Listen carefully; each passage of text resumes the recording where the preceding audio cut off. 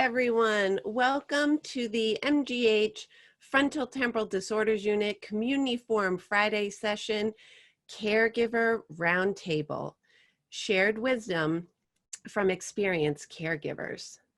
I'm so happy to welcome you all today, and we're so lucky to be joined by 3 experienced caregivers. I'd love to introduce each of them to you before I welcome them on today.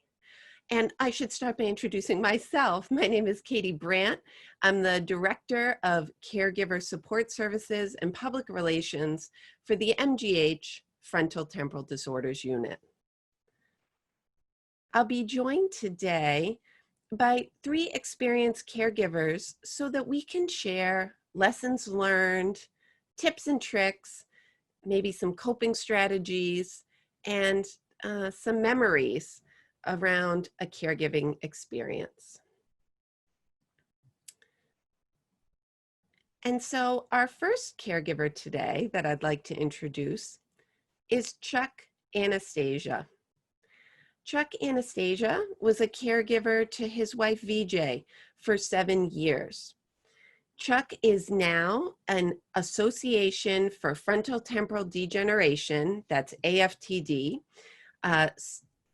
support group leader, and he also leads an Alzheimer's support group. Chuck is from Rhode Island. Welcome, Chuck. Next, we have Chris Boyer. Chris was a caregiver for her husband, Frank, for 10 years, and Frank was living with primary progressive aphasia. Welcome, Chris. And third, we have Carol Goldman. Carol was a caregiver for 12 years for her husband, Bruce, who was living with behavioral variant FTD. Welcome, Carol. And as our caregivers are joining us today for our roundtable discussion, I would like to welcome everyone who's participating in the live webinar today to put your questions into the Q&A box at the bottom of your Zoom screen. We appreciate your comments and your live questions, and we know that the caregiver experience for everyone is unique, but we also know that hearing shared stories of the authentic voice, the lived experience, can sometimes give you a tip or an idea or a new perspective that you hadn't thought of before. So that's what we're hoping to share with all of you today. So Carol, I would love to welcome you to this morning's webinar. Hi, Katie. It's nice to see you again. Thank you. Carol and Chris and Chuck and I are all good friends. We're more than colleagues and shared caregivers. But Carol, I would love it if, as we started this morning, you might share something about your husband, Bruce. I'd be happy to. Bruce and I met on Super Bowl Sunday in 1980. And I was not a football fan, but I became one. And we were married for 38 years. Bruce was a psychologist. He was a great partner and a wonderful father to our son. And he started to show personality changes when he was about 58. So he was diagnosed when he was 67. It was a very slow progression. So, and he died 2 years ago. Thank you for sharing that with us. I think that as we begin today, it's so important to have each of you share a little something about your loved one, because as Chris just shared, Carol just shared, what I love hearing is the rich personhood of all of our patients, that there's so much more than just the diagnosis and the symptoms and the care experiences. So I really appreciate that, Carol. Thank you. Chris, would you love to share something about Frank with us this morning? I love to talk about him. Frank and I were college sweethearts. We were together close to 50 years and had a wonderful relationship. We were both self-employed for a number of years, so we spent our working time and our non-working time in the same space anyway. And Frank was a CPA. He had a private practice with maybe 300 clients. And he was diagnosed with PPA at the age of 60. And he was interestingly, able to continue to do his accounting work for a while because the numbers didn't bother him. But when I started realizing he was having true difficulties was when he started asking me to, could you explain to my client, Katie, this point, because he couldn't find the words to describe things anymore. But the numbers were perfect for a long time. He stayed home with me for, Frank passed away in January of this year, right before COVID, which I consider a blessing. Mm-hmm. It was imminent anyway, and I really would not have wanted to have to live with caregivers coming and going, except that I've had the experience in my home, and I hope some of you out there are having as good an experience with your caregivers as I had, including hospice and paid caregivers. And I've run the gamut anyway, from having him home 2 years in assisted living and then back home with me for a hospice to die. So long journey.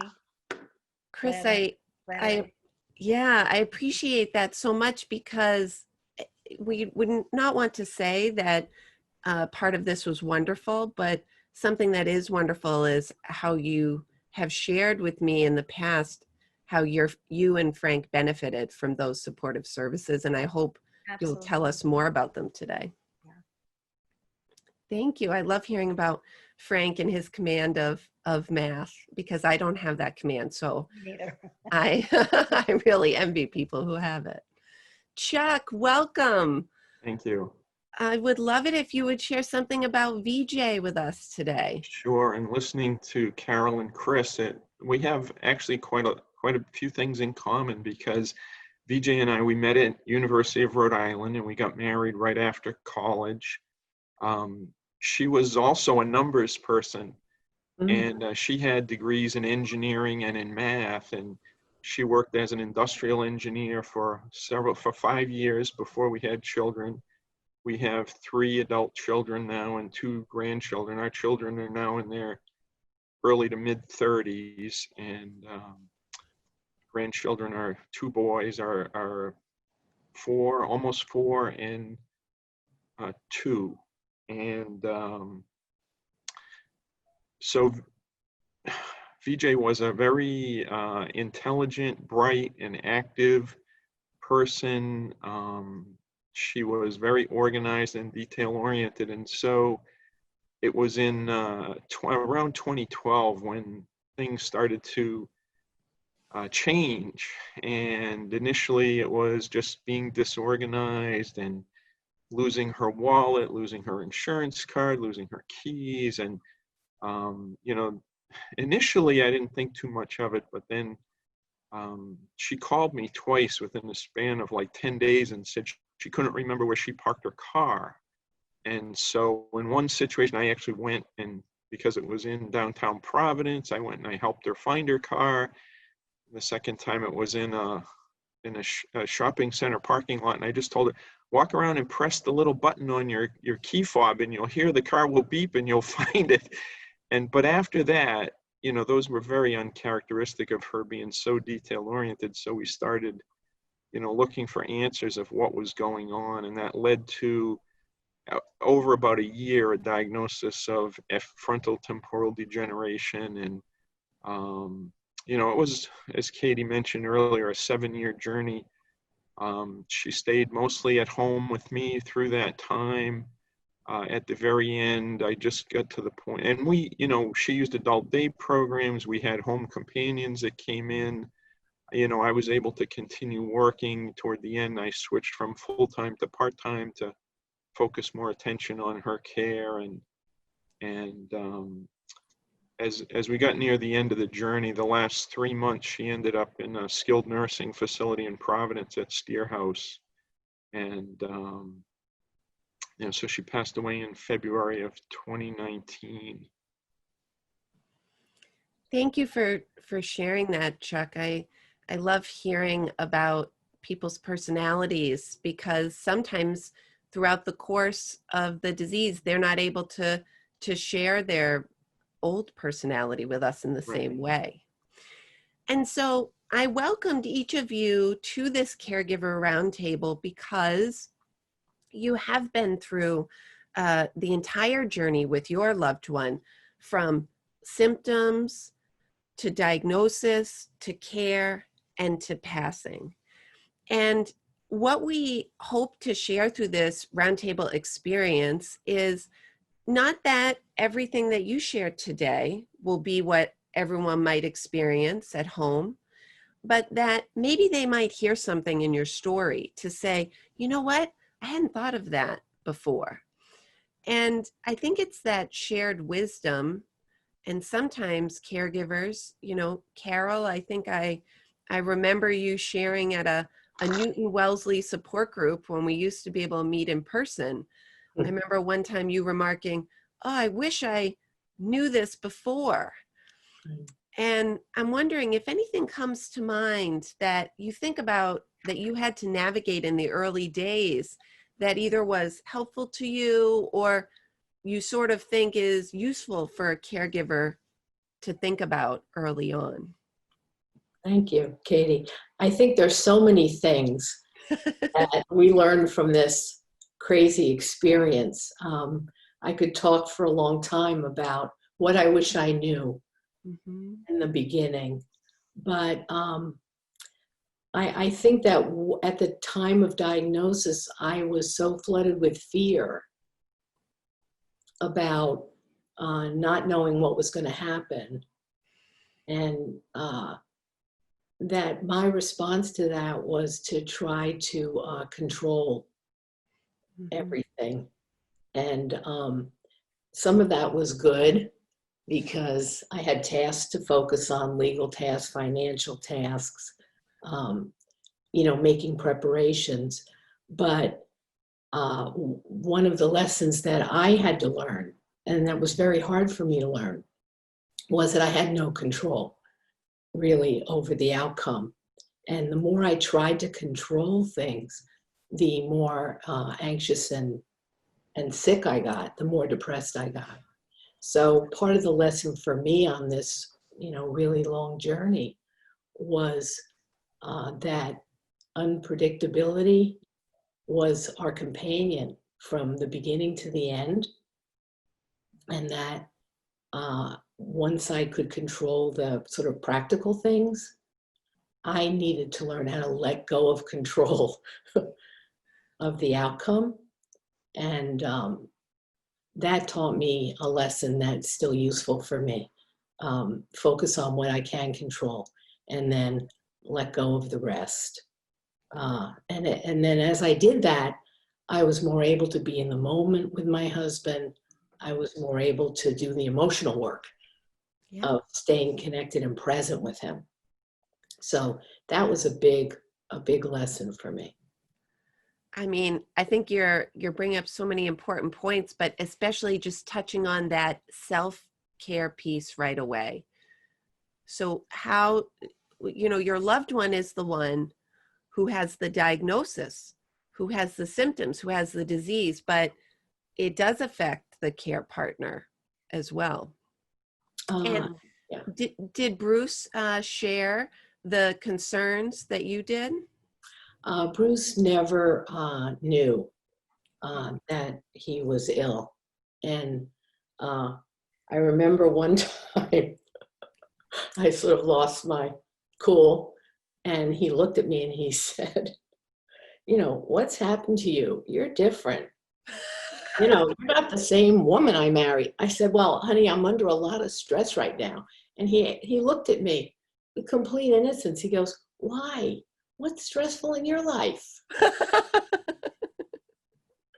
So, I mean, yeah, that was stressful in my life, right? That he had no, I mean, it was a blessing for him.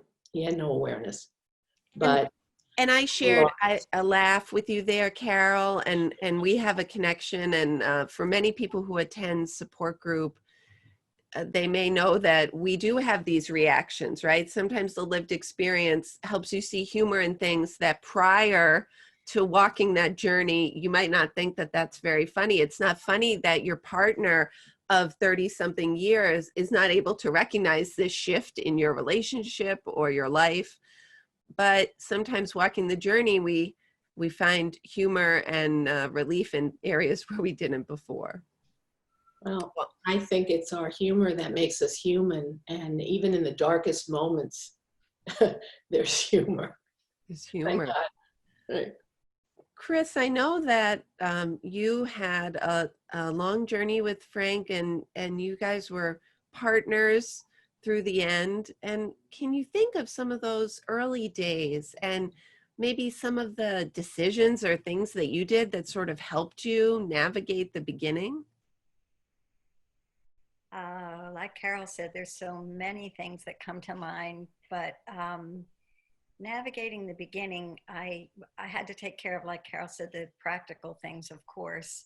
I had to sell Frank's CPA practice, find a buyer and sell his practice. I had to sell our home because we had 2 homes at the time, and things like that. And then I had to, which I can't say enough of, while Frank was still able to understand a little bit, we made all the decisions on wills, trusts, financial future, healthcare, well, it's, healthcare proxy and that kind of thing, while he was still able. And in fact, Frank was able to say out loud that he wanted to donate his brain to MGH when he was gone.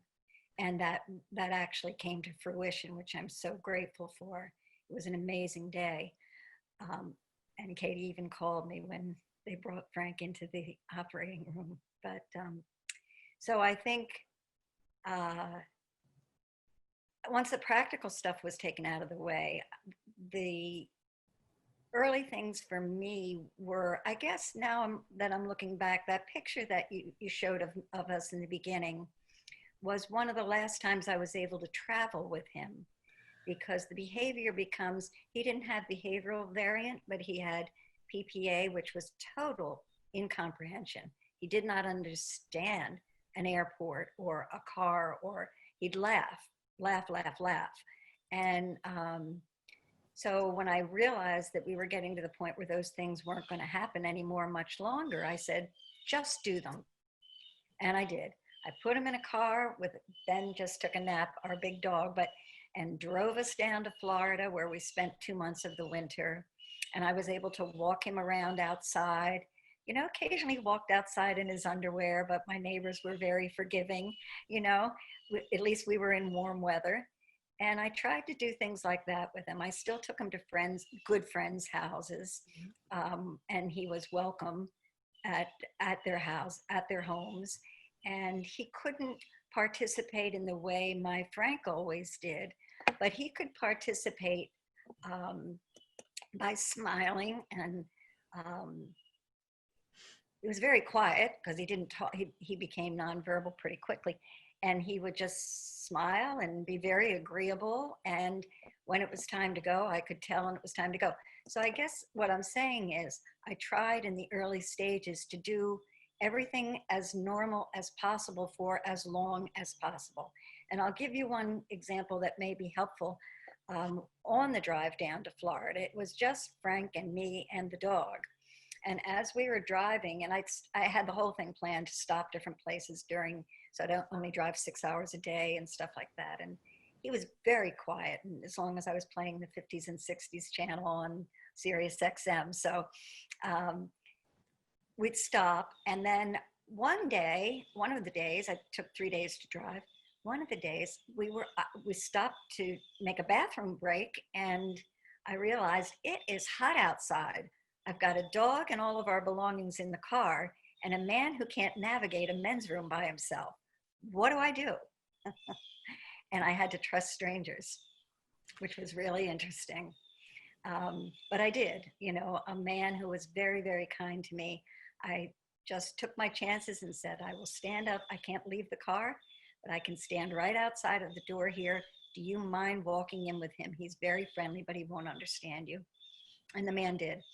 And I heard the man laughing with him. And, Frank, he was turning on the air to do his hands, and Frank didn't understand it. But the guy, and when the man walked out, he said to me, you know something, lady? When I get to be his age, I want to be like him. And so I guess what I'm saying is take the chance if you can, if it's safe, if you feel safe with it, take the chance in the early stages, because as Carol started her conversation, everything changes. And what is constant in this disease is change. And before you know it, and you're just getting used to the person, the way they are, they'll change. And then you're on to something new. So while you can do the things that you feel safe doing, do them. I guess that's my big part of the early stages.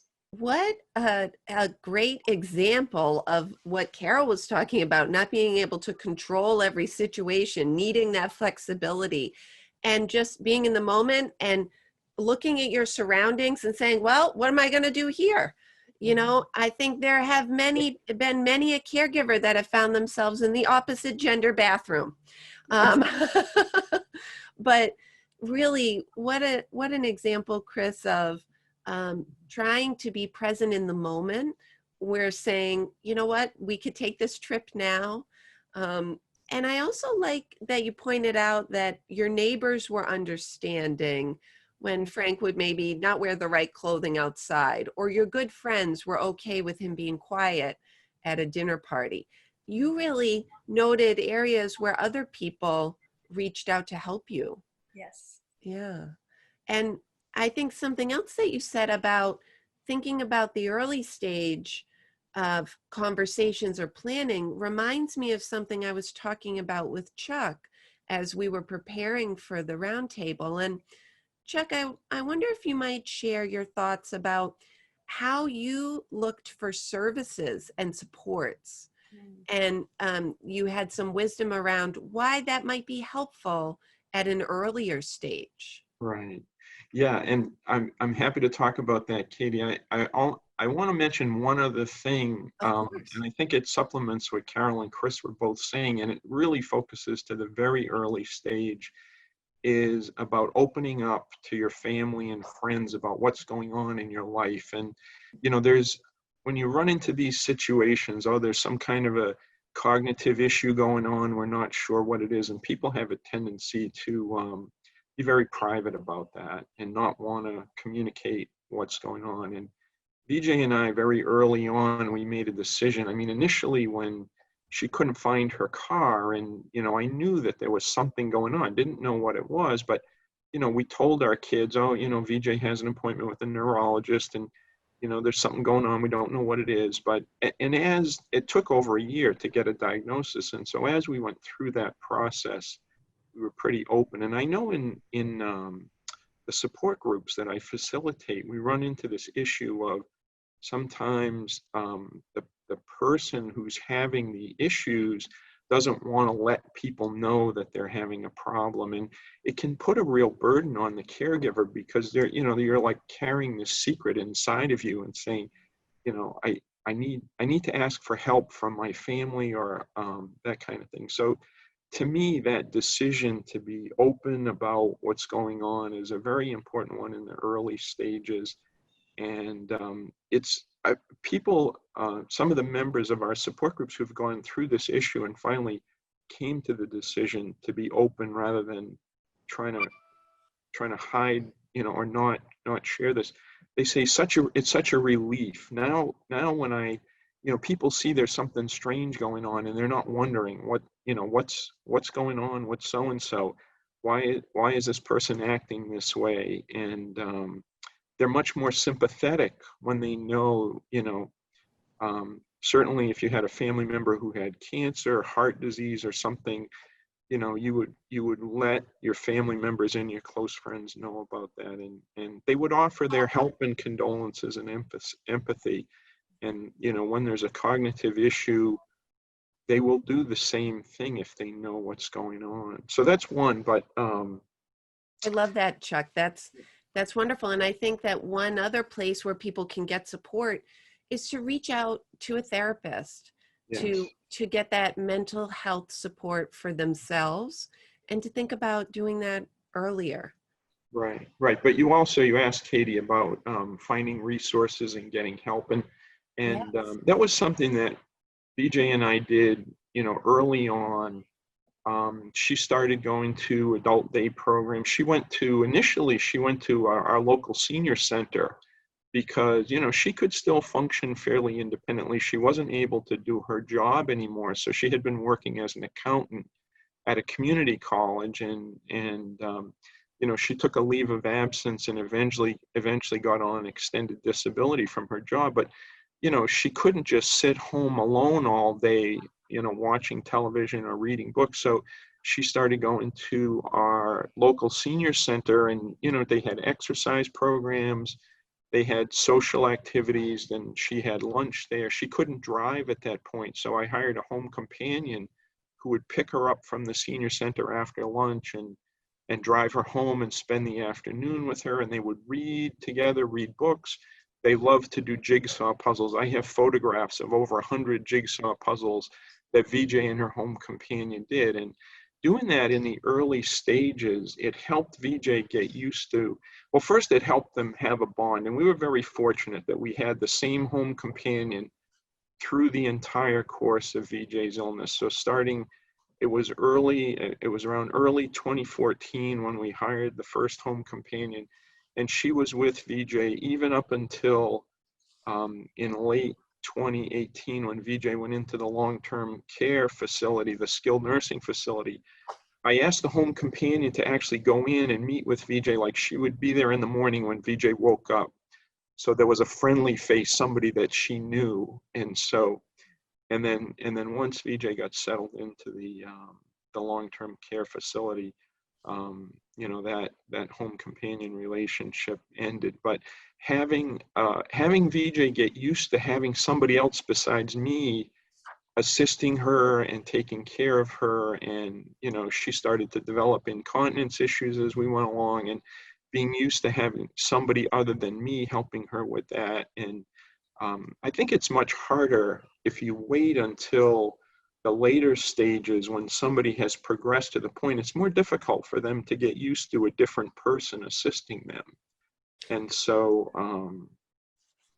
we use the adult day programs. She switched, once the incontinence issues started to happen, that she was really no longer able to participate in the senior center program because those required, independent functioning. But we switched her to an adult day program that had a dementia care, and she did that for many years, and she enjoyed it. They had music programs that VJ loved. She sang in our church choir. What I love about that, Chuck, is you talk about how VJ developed a new friendship, a new relationship after her symptoms had started. And I think that many families, when they think about hiring someone in their home or using an adult day health or memory care or skilled nursing program, they think, well, that person doesn't love my person. That staff person's not going to be able to care for them the way I could. And I think you've shared that VJ developed a real relationship. Absolutely. Yeah. And Carol, I think that you have had some experience with staff providing care that was genuine and loving and authentic. I did. In the beginning, I had paired companions in my home. And when it was no longer safe after 2 years for my husband to stay home, we went to a specialized dementia facility. And then when that was no longer safe because he had medical issues, we transferred to a nursing home. And very early on, I realized that my caregiving didn't end when he was in another location. And I considered it my solemn obligation to uplift every person who my husband came into contact with in these other facilities. So I wanted to bring as much light as I could into even the darkest places. And so that was my, I don't know what to call it, my mission. And if I couldn't do it, I wouldn't go. And I have to tell you, I didn't miss too many days over those years. And so I just wanted to uplift everybody and bring a smile to everyone's face. And I knew that that was going to improve his care. So I have to say that he had wonderful, wonderful care in every place, and the kindness, the tenderness with which these people treat their residents is so moving to me. And yeah, I've had very, very good experiences. So I think that that's possible for everyone. And what an important message during the time of the pandemic, where families who have loved ones in facilities relying on those staff more than ever to provide that loving care. Chris, I think that you shared at the beginning that you even use hospice at home. And what we know is that for individuals living with progressive neurological disorders that cause dementia, they can sometimes use hospice at an earlier stage and for longer than I think public awareness makes clear. And so it's a service that we try to talk with folks about early. But if you could share, what was that experience like welcoming hospice into your home? It was a really wonderful experience. I can't say enough good things about hospice. When I moved Frank, after 7 years, I moved Frank into an assisted living facility because he was way too mobile with no understanding for me to deal at home. And during those 2 years, his incontinence issues became incredible. And he was functioning on the level of almost a 2-year-old at the time. And so as things progressed I had always said, Katie knows, that when he's safe again, I would love to bring him home, but I didn't have any expectations or hopes of what that would look like. So as he progressed, just like you said, Carol, people in the facility started to love him and me and really care about us. And they were watching us. And finally, it sort of came around that, you know what, Frank could qualify. And it was really the people in the facility and the nurses and the aides that said, he ticks off so many of the qualifications. We don't know if these people with these brain diseases are going to die in a week or 2 months. You really don't know. And like with Frank, I have a picture of him at Christmas and he was dead in January. You'd never believe the Christmas picture. But anyway, they started saying, Chris, I think he's going to qualify for hospice. A lot of people are afraid of that. Are you? And I said, no, it's care and they're caring people. And I had seen them around, and because lots of people were qualifying. And so I said, no, let's give it a try. So he actually started on hospice while he was in the assisted living facility. And with their help, I was able to bring him home and have those same people, it was a team, come into my home. And the things that they provided for me were things that I would have had well, Katie would have helped me, but I mean, it would have been a lot of phone calls to Katie on what do I do about a bed?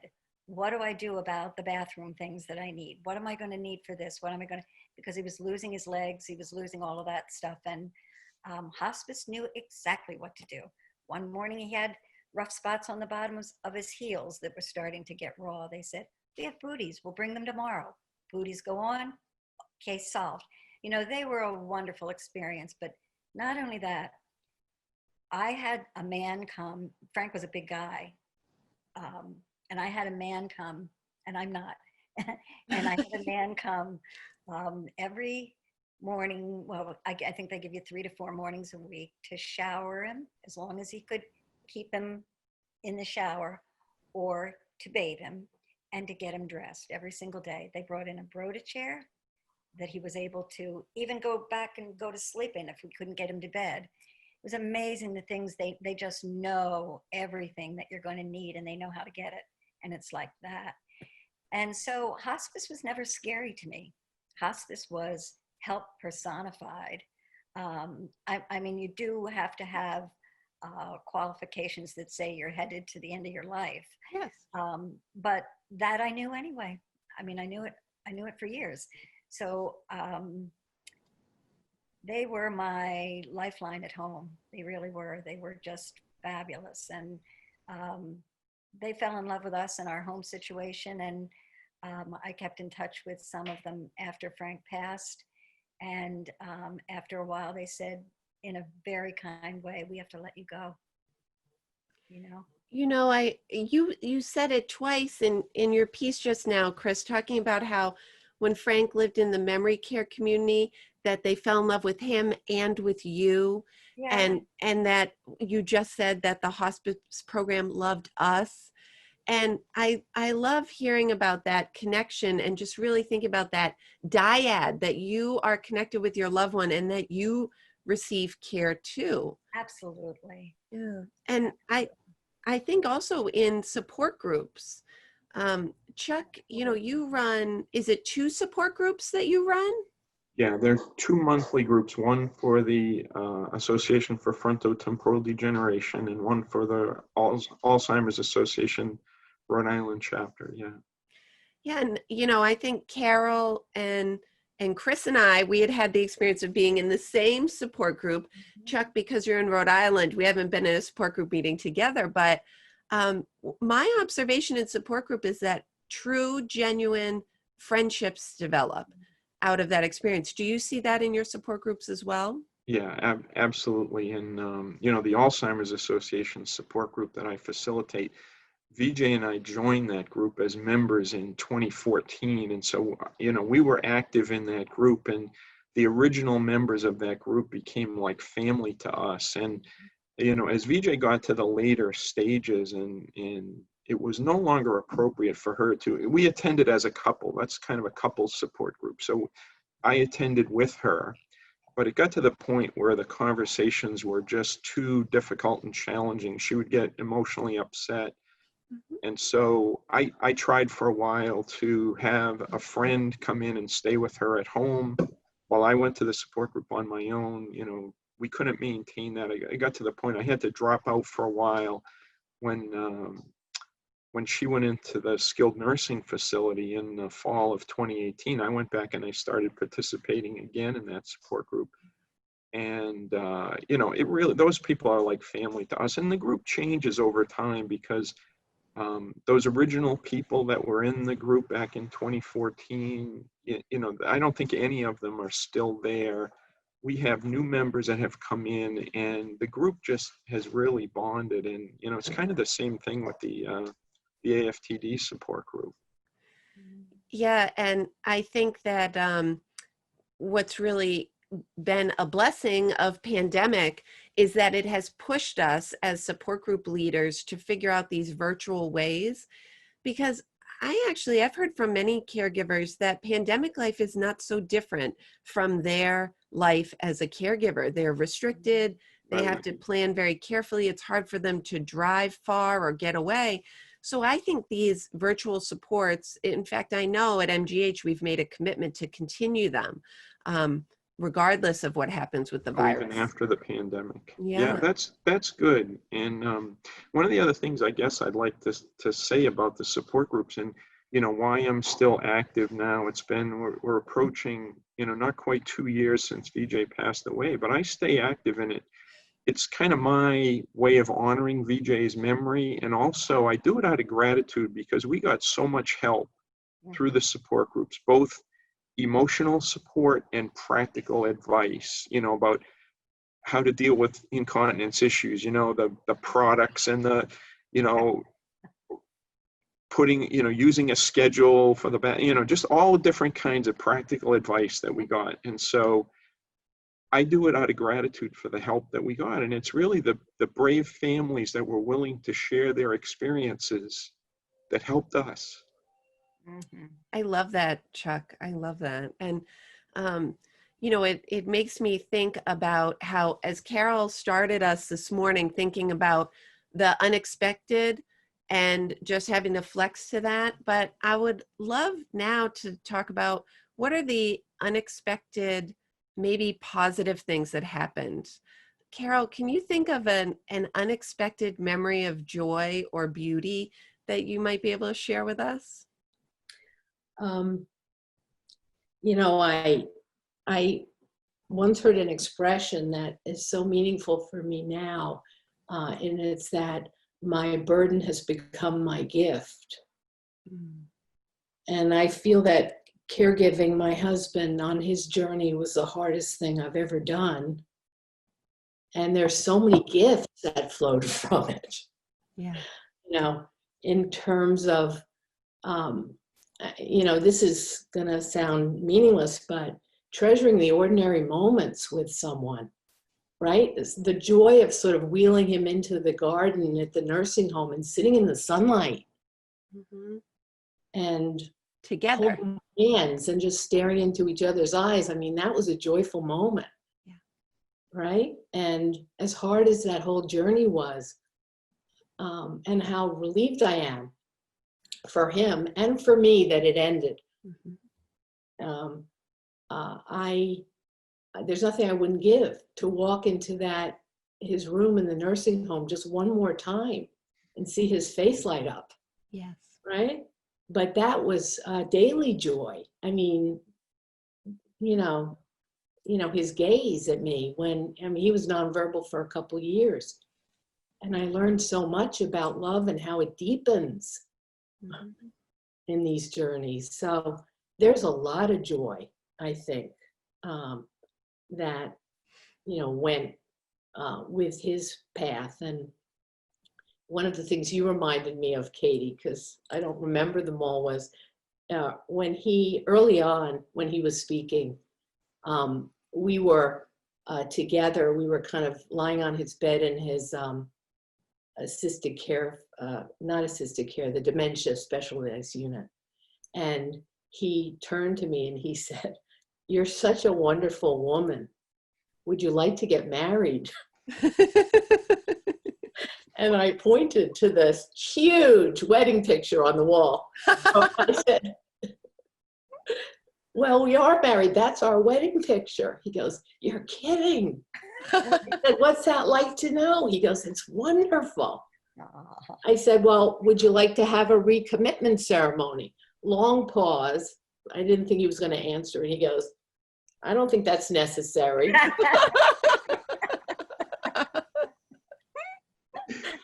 So, those moments keep you going. Carol, I love that. And I think that throughout Bruce's journey, you had so many stories of how maybe his words or his behaviors could not fully express the man that he was, but his heart continued to show through in so many ways. Right. I mean, he continued to love us, my son and I, long after he remembered us. Yeah. Which That's so beautiful. Yeah, it was very beautiful. So thank you for making me remember that. Yeah. Thank you for sharing it. Oh, I love that. Chris, how about you? Do you have a memory of joy or beauty that you'd like to share with us today? I actually have a lot of them because Frank really did turn into, I told Katie a while ago that I like to say to people that I may have known Frank for 45 years, but I didn't know him when he was 4 or 5, and now I do. And that's who he was at the end of his journey, except that there would be moments when he would lightly touch my face and I think, this guy knows who we are. This guy just knows it. And he'd look at me and then the moment would be gone, but it was worth everything, worth everything. And the one other thing I will say is, and I'm sure some of you out there are experiencing this because it's so common, but music was so important in continuing our relationship and in continuing his joy, that we sang all the time. And I always had my phone with me and put on music and sang. And he didn't get all the words all the times, but he smiled, smiled, smiled. But one song that he sang until several weeks before he died was My Girl. And people used to, by the Temptations, you know, I'd say, let's sing the song. And I'd put it on. And when he'd get to the part where he'd say, my girl, he'd sing it. And I'd go, oh, I've got it. I've got it. He still wooed you, Chris. He was wooing you. I love that. So yeah, there are smile memories for sure. Thank you for sharing your journey and sharing your heart today with our community. That's wonderful. And Chuck, you and I had talked about some of your loving, warm memories with VJ. Is there something you like to share today? Yeah, and again, I have a lot of them, but I know our time is short, and so I won't go on and on about it. But I would like to just go back to what Carol said about her, her statement, my burden is my gift. And, you know, again, one of the things that I see, like through the support groups, or, you know, the best way that we can help ourselves is by helping others. And, you know, VJ took that attitude through her whole experience. And Chris talked about her husband donating his brain to Mass General. And, you know, I have a story about that of, you know, VJ participated in a research study for 3 years at Mass General. And so part of that was, you know, considering the brain donation. And I had gotten the consent forms. I wanted her to donate her brain, but I was squeamish about asking her to sign the consent forms. And when I finally got up the gumption to present it, and this was fairly early stage, so she was still able to make a rational decision at this point. And, you know, and I talked to her about it, and I said, you know, I have the consent forms for the brain donation. And she said, oh yes, I'll sign it. This is so important for the future and for our kids. So that was kind of very similar to what Chris described there. But the joyful experience, and it was close to the end of VJ's journey. Her birthday was December 20th, and we had a grandson. Our first grandson was born on December 14th of 2018, right before she passed away. And so she was in Steerhouse in Providence at the skilled nursing facility there in the dementia unit. And so we had a birthday party for her on her birthday, and our son and daughter-in-law, all of our kids came, but they brought our grandson who was 6 days old.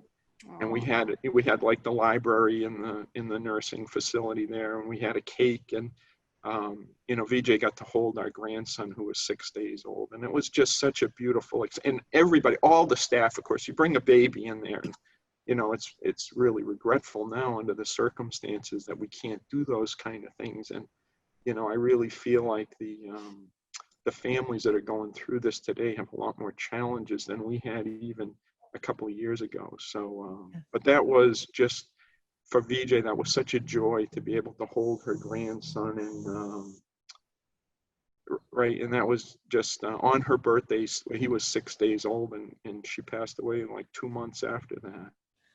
But Chuck, the story you just shared, what a beautiful circle of VJ voicing that she wanted to participate in research, to think about caring for your kids. What would the future be? How can we prevent this for tomorrow's families? Right. And then for you to end it with her holding the next generation in her arms. Senator Markey, as an Alzheimer's advocate, and he recently, I heard him speak, and he said that he hopes that the children of tomorrow will have to crack open a history book to ever find out what these Alzheimer's and related dementia diseases are. And that was such a powerful statement to me, to think about that children one day will grow up and not really know what these conditions are. We can And hope. and I thank you all for your commitment to research. We are still able to conduct research today despite the restrictions of the pandemic. And so if that is important to your family, you can reach out to me and the MGH FTD unit. And I want to thank you all for your love and your lived experience and sharing your personal journeys and your hearts with our community. This was such a beautiful seminar, and I'm honored to have been a part of it with all of you. Thank you, Katie. It's been a privilege. Thank you all so much. Stay safe and be well. Thank you. Take care. Bye, everyone. Bye, Katie. Bye-bye.